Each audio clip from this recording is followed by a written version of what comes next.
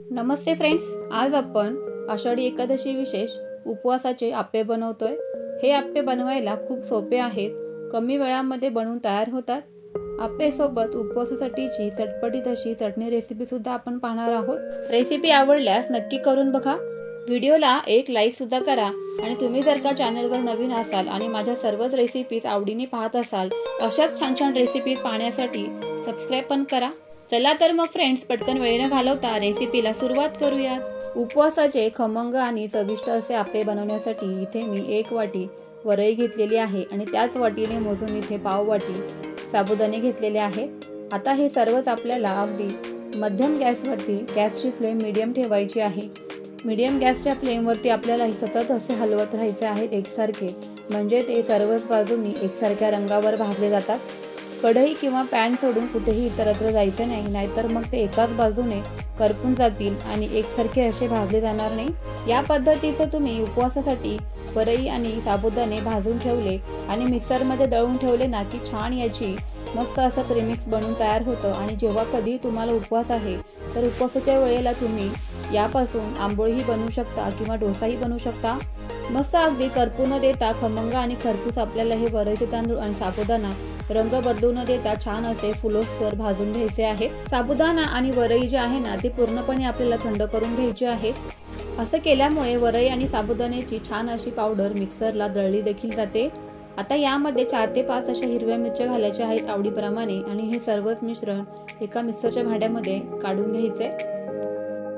या पद्धतीने साबुदाणा आणि वरई तव्यामध्ये किंवा पॅन मध्ये छान भाजून घेतल्यानंतर पूर्णपणे थंड करून घ्यायचे, म्हणजे मग त्यांची छान अशी पावडर मिक्सरमध्ये दळली जाते। तुम्ही बघू शकताय मस्त अशी पावडर आपली इथे बनवून तयार झालेली आहे। परफेक्ट। आता पुढची तयारी करूया। ज्या वाटीने आपण वरई मोजली त्याच वाटीने यामध्ये पाणी घालायचंय। पाण्याऐवजी तुम्ही इथे 1 वाटी दही घातलं तरी पण चालेल। सर्वांकडे दही अवेलेबल नसतं, म्हणून इथे मी पाण्याचा वापर केलेला आहे, जेणेकरून सर्वांनाच हे आप्पे बनवता येतील। आता हे पीठ आपल्याला बाजूला असं भिजवून द्यायचंय। तोपर्यंत इथे मी 1 बटाटा आणि 1 रताळं घेतलेला आहे मध्यम आकाराचं। आता या बटाट्याचा आणि रताळ्याच्या आपल्याला पिलरच्या मदतीने साल काढून घ्यायचे आहे।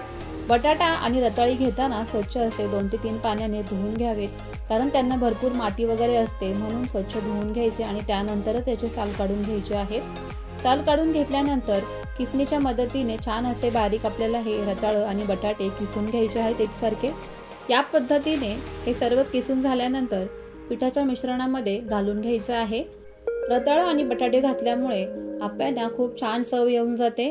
2 ते 3 चमचे भाजलेल्या शेंगदाण्याचं इथे कूट घालून घ्यायचंय। थोडंसं अगदी चवीपुरतं मीठ घालायचंय। सर्व साहित्य एकसारखं मिक्स करून घ्यायचंय। उपवासाच्या आप्यांसोबत खाण्यासाठीची चटणी देखील बनवूया। त्यासाठी इथे मी काही खोबऱ्याचे बारीक काप करून घेतलेले आहेत। 2 चमचे शेंगदाणे इथे भाजलेले घेतलेले आहेत आणि हिरव्या मिरच्या तुमच्या आवडीप्रमाणे घातल्या तरी पण चालेल। आता हे सर्वच एका मिक्सरच्या भांड्यामध्ये काढून घ्यायचे या पद्धतीने। यामध्ये लगेच थोडंसं चवीपुरतं मीठ घालायचं आहे। सुक्या खोबऱ्याच्या ऐवजी तुम्ही इथे ओलं खोबरं वापरलं तरी पण चालेल। आता यामध्ये अर्धा पूर्णपणे 1 लिंबू पिळून घालायचा आहे। लिंबामुळे या चटणीला खूप छान चव येऊन जाते। लिंबाच्या ऐवजी तुम्ही इथे दह्याचा वापर केला तरी पण चालेल। थोडंसं अगदी चिमूटभर यामध्ये साखर घालायची आहे। हे संपूर्ण मिश्रण थोडंसं पाणी घालून आपल्याला याची छान अशी चटणी मिक्सरमध्ये बनवून घ्यायची आहे। मस्त अशी बिना फोडणीची चटपटीत इथे उपवासाची चटणी बनवून तयार होते। मिक्सरच्या भांड्यामध्ये उरलेली चटणी वाया जाऊ नये म्हणून त्यामध्ये थोडंसं पाणी घालून ते भांडं पूर्णपणे मी मिसळून घेते। या पद्धतीने मस्त अशी आपली चटणी इथे बनवून तयार झालेली आहे। तुमच्या ॲडजस्टमेंटनुसार तुम्ही यामध्ये पाणी घालू शकता। साखर आणि लिंबू घातल्यामुळे चटणीला छान चटपटीत चव येऊन जाते। चटणी तर तयार झाली, चला आता आप्पे बनवूया। पीठ पण आपलं छान इथे भिजून तयार झालेलं आहे। लगेचच आता इथे मी आप्पे पात्र सुद्धा गॅसवर ठेवलेलं आहे गरम होण्यासाठी। त्याआधी पीठ एकदा छान असं मिक्स करून घेऊयात, एकजीव करून घेऊयात। 1 वाटी आपण इथे वरई घेतली होती, म्हणून 1च वाटी पाणी घालायचं आहे, कारण नंतर बटाटे आणि रताळ्यांना सुद्धा पाणी सुटतं, त्यामुळे शक्यतो सुरुवातीला पाणी कमीच वापरायचं। आता लगेचच आप्पे पात्राला तुपाने असं ग्रीसिंग करून घ्यायचं आहे किंवा थोडं तूप या पात्रामध्ये असं घालून घ्यायचं आहे। सर्वच बाजूंनी तूप लागलं गेलं पाहिजे याची इथे काळजी घ्यायची आहे, नाहीतर मग आप्पे जे आहेत ना तर ते या आप्पे पात्राला चिटकून बसतील आणि मग तुटून जातील।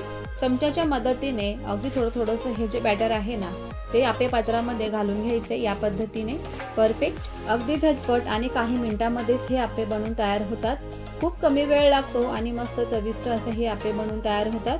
तुम्ही या आषाढीला असे हे आप्पे रेसिपी एकदा नक्कीच करून बघा। सुरुवातीलाच मी सांगितल्याप्रमाणे वरई आणि साबुदाणे भाजून ठेवून त्याचं प्रीमिक्स बर्नीमध्ये भरून ठेवा आणि जेव्हा हवे तेव्हा तुम्ही हे आप्पे किंवा आंबोळी उपवासाची बनवू शकता। अगदी 4 ते 5 मिनिटांमध्येच दोन्ही बाजूनी मंद आचेवर खरपूस असे भाजून घ्यायचे। मस्त अगदी फटाफट हे आपले उपवासाचे आप्पे बनवून तयार झालेले आहेत। रेसिपी आवडली असेल तर तुमच्या फ्रेंड्स आणि फॅमिली सोबत जास्तीत जास्त शेअर नक्की करा आणि सर्वात महत्त्वाचं म्हणजे तुम्हीही या आषाढीला ही रेसिपी एकदा नक्कीच ट्राय करा। सोपी आहे आणि अगदी झटपट बनवून तयार होणारी आहे, म्हणूनच रेसिपी तुम्हालाही नक्कीच आवडली असणार। म्हणूनच व्हिडिओला एक लाईक नक्कीच करा। चला तर मग फ्रेंड्स, पुन्हा भेटूयात अशाच छान रेसिपी सोबत। तोपर्यंत always keep smiling and keep cooking. Bye bye friends.